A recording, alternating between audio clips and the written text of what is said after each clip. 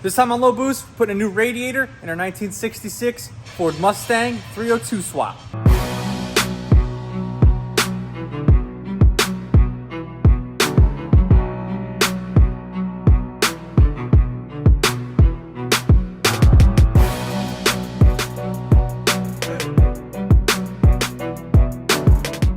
Making a lot of progress with this thing, almost ready to start it. So if you guys are new to the channel, I got a whole build series on this thing.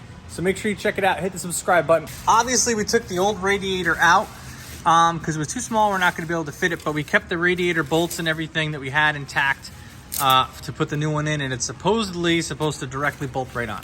We got this radiator from Cooling Specialists. It has the lines to not only use for the radiator, but it also has the lines and fittings to run our automatic transmission cooler on it as well. This has an electric fan. We decided to upgrade to an electric fan, and this has to be programmed from our Holley Sniper EFI system. So if you're interested in learning how to program your fan from your Holley Sniper EFI, make sure to stay tuned because I'm probably do a separate video on that once I do all the Holley Sniper wiring in its final form. I already have 2 videos on that already, so make sure you check those out. So we're gonna start off by bolting it in, lining it up. There. Oop, nicking stuff. That's pretty tight, but that should work. So the radiator looks pretty good, bolted right in. Just one of these were shot, so I had to just use a new bolt. It's always good to have some extra bolts lying around in a bolt kit. Next up, we're gonna do our upper and lower hoses, which I just got from Rock Auto. The top hose is smaller than the bottom, so don't get all crazed out. And I had to have spacers on this to make it all fit, but that's pretty close, but I think it's gonna be fine. Worst case scenario, you just get a smaller fan. But I had to actually space this out pretty far to have all of my belts line up. That's just how it had to go, so so far so good. All right, so I'm trimming it down a little bit. Should go right on, no kink, right? There you go. Look at that. Tight. Put it in the spot where it's easy to get to. The yellow one ain't gonna be easy. You can't do it from down here. I would tighten it up as much as you can to get it at the top. And this, tighten it up a little bit so it stays up. Okay, get it up there first. All right, guys, this month's featured tool is my Milwaukee electric ratchet wrench. This thing is absolutely awesome for getting into tight places, whether you're working on an old school muscle car or newer BMW like this. These are fantastic. The battery lasts a long time. This thing has been sitting in my garage for a month or 2 and it's still holding a great charge, and it's been cold as hell here. So I'm gonna put a link to this in the description below. It's to Amazon. If you click the link and you like it, great. That helps out our channel.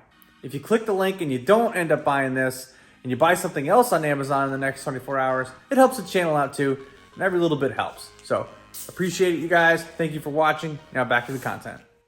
All right, now that the radiator is hooked up, this has an electric fan. And the electric fans are great because you don't have to deal with a fan that you could potentially cut your hand off, but it comes with a plug. You know, I don't have they didn't include the plug for the other side of this, and I don't have one, so I'm just gonna probably go make my own pigtail that I can plug and unplug it.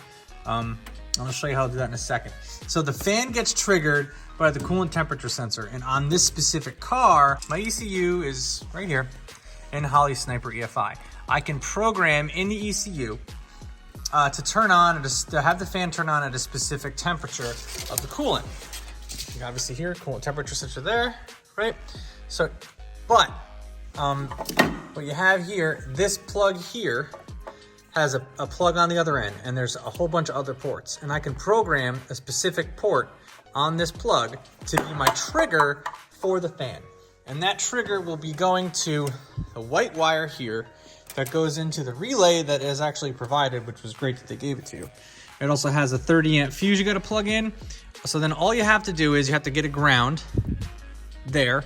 Then this ground wire goes to the ground on the plug, and then the blue wire goes to the ground, there goes to the blue wire on the plug as well. Then you just have to run power here to, I'm gonna run right to the battery because it's the closest thing to it. So I'll run it probably along here and up to the battery. So what happens is there's not power being powered to the fan at all times. The trigger for the relay will come from the Holley Sniper EFI system, which is great. Whatever temperature I want will trigger the relay to actually draw power and to power the fan. If you're wondering, that's how you wire it up. So, fan is wired up.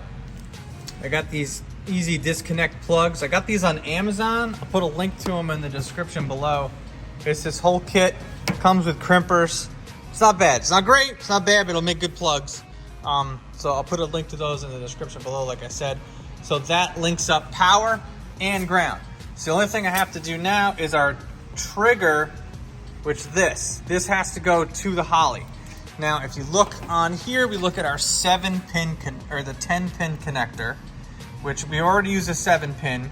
That is this one down here with the pink wire, the yellow wire, all that stuff. So hopefully if you watched the previous videos, you know what that does.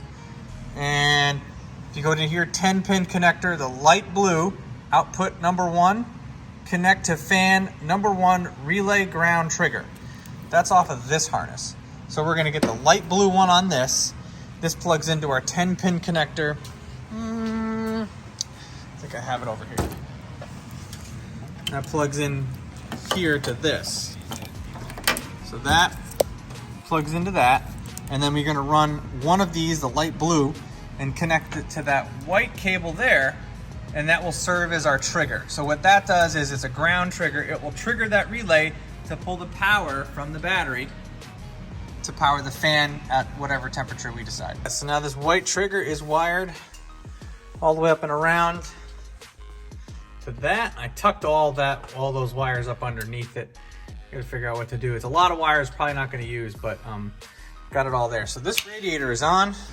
Next up, we got transmission cooler, which I'm just gonna run barb fittings. These are 1/8 inch NPT. Go under here. I'll tighten those up. And we'll run the other side too. These were really difficult to find. I ended up going with AN. This is a fitting here. And then this is 1/8 inch or 1/4 inch NPS, not NPT. And that went in there.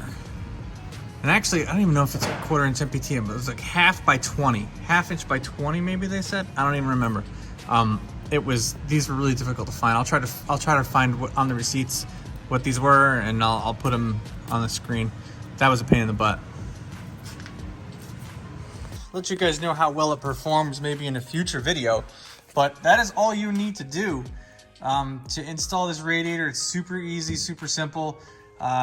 I capped this here because I don't know if there's a steam vent on this, or at least I didn't see one. So I don't think I'm gonna run that unless I absolutely have to, and I'll do a follow-up video if something else happens. But that should be it. So guys, let me know what you think. Let me know what you think about the build. And as things are getting closer and closer, I'll be firing this thing up. So make sure you guys subscribe. Thank you very much for watching, and I'll catch you in the next one.